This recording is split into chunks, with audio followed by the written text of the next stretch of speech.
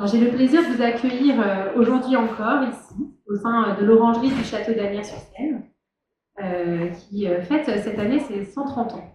Donc, nous avons la chance d'être dans ces magnifiques lieux pour lancer notre 5e édition, notre journée d'études cliniques de l'Association des psychologues et des patients accompagnés, qui porte sur le thème masculin-féminin. Nous avons pensé cette journée dans la continuité de celle de l'année dernière. D'ailleurs, je vous invite à aller regarder le replay, si vous le souhaitez, disponible sur notre site internet.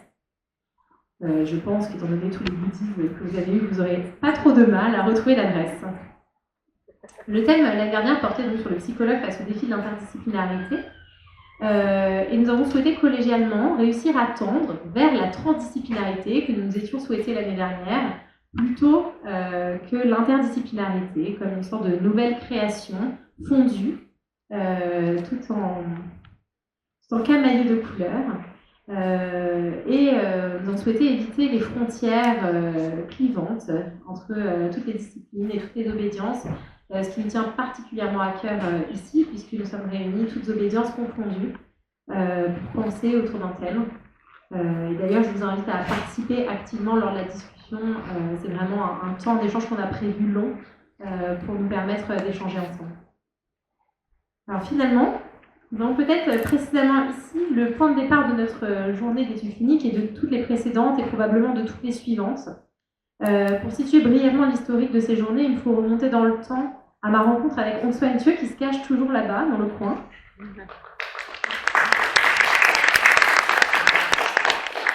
Toutes les deux, psychologues depuis plusieurs années, nous aspirions à un vent de liberté suite à une pratique institutionnelle prolongée que nous sommes allés rechercher du côté de la pratique libérale. Passé les premiers temps euphorisants de notre grande rencontre avec la liberté, les temps d'échange en équipe ont commencé quand même à nous manquer. Et nos appels entre 20h et 23h ont commencé à se multiplier pour parler de nos patients. Et si nous nous sentions finalement seuls, nous nous sommes dit que nous n'étions peut-être finalement pas les seuls. Nous allons alors contacter une petite dizaine de psychologues de la ville d'Asnières et fonder ensemble l'association des psychologues et psychothérapeutes d'Asnières, qui à l'époque était pensée comme une petite association locale. Les projets de chacune des psychologues nous ayant rejoints au départ, nous éloignant parfois géographiquement, certaines se reconnaîtront ici présentes. Nous avons fait grandir l'association et ouvert les portes au-delà de la ville d'Asnières.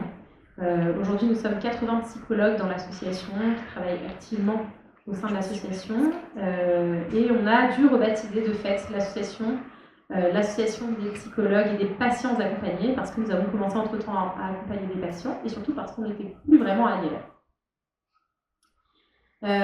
Certains psychologues sont libéraux, d'autres travaillent en institution, nos obédiences divergent et convergent simultanément. Ensemble, nous avons créé l'institution dont nous rêvions, une institution suffisamment bonne, qui nous réunisse, nous accueille de manière inconditionnelle, tout en nous laissant une juste autonomie, féconde et créatrice. La volonté de créer ce maillage entre nous a permis de passer de maillons isolés à un jeu pensant. C'est la naissance de la journée d'études cliniques de maille à jeu. Et puisque les naissances impliquent de convoquer les origines, nous sommes fiers de vous accueillir dans la ville qui fut notre berceau, Asnières-sur-Seine. Vous l'aurez compris, nous avons pensé cette journée comme un maillage théorico-clinique autour du thème qui nous réunit, masculin-féminin. Alors je vais essayer d'être courte sur les remerciements, mais exhaustive. Je remercie tout particulièrement Bérangère Rousseau-Paillet, au centre de la table, qui a accepté de faire fil rouge tout au long de la journée. Sa bienveillance et son attention à l'autre fait d'elle, de loin, la meilleure chef d'orchestre possible pour animer notre bande de troubadours ici présents. Je remercie bien entendu chaleureusement le professeur Bernard Goltz, qui, une fois encore, nous honore de sa présence et de son savoir. Elle saura sans nul doute éclairer nos lumières. Cette journée n'aurait pas été la même sans Sylvain Missonnier, mais très cher, qui m'a accueilli tant de fois au séminaire du premier chapitre. Je vous renvoie la balle, cette fois-ci c'est moi qui vous invite.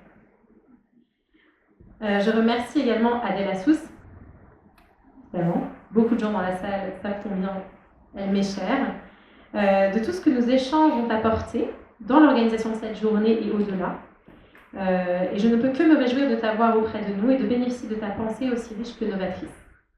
Je remercie bien entendu Aziz et Sadek qui nous rejoindra un petit peu plus tard dans la journée et qui a accepté d'intervenir encore une fois et de nous offrir ses talents d'orateur qui ont fait tant parler de lui l'année dernière. Merci également à Hugo Michel, qui est ici même, de m'avoir fait confiance pour intervenir aujourd'hui. Je remercie aussi Ethan Memoun, qui nous rejoindra tout à l'heure, d'avoir accepté notre invitation. Je nous souhaite à tous un avenir florissant de pensée maturative commune. Je ne peux pas finir ces remerciements sans une pensée pour les psychologues des premiers jours présents aujourd'hui. J'ai croisé Julie, j'ai croisé Karen, Iris, Marielle, d'autres qui nous ont rejoints en cours de route, bien entendu. Je remercie également le staff d'organisation de la journée, Baptiste Bourcher, Lucas Suarez, Justine Backland, Pirochka Skritlak, je me suis entraînée pour dire ton nom, Maëlys Join-Lambert, Mané Diagana, Karen Barizel et Hélène Montergnol, que vous reconnaîtrez au collier bleu qu'ils portent autour du cou. Donc, si vous avez besoin de quoi que ce soit, n'hésitez pas à aller les voir.